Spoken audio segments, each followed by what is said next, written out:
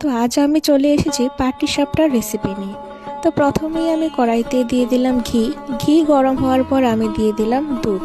এখানে আমি গরুর দুধ ইউজ করেছি, তোমরা চাইলে আমুল লিকুইড মিল্কও ইউজ করতে পারো বা যে কোনো লিকুইড মিল্ক ইউজ করা যেতে পারে।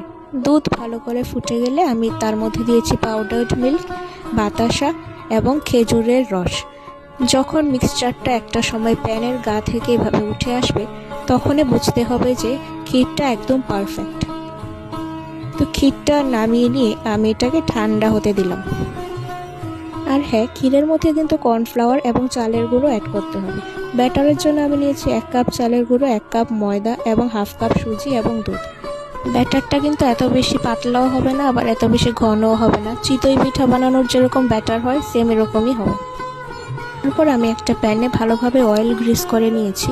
তার মধ্যে দিয়ে দিয়েছিলাম ব্যাটারটা একটু ইয়েলোইশ হওয়ার পরে আমি দিয়ে দিয়েছি ক্ষীরটা। তারপর ভালোভাবে রোল করে দিলেই রেডি আমাদের লোভনীয় পাটিসাপটা।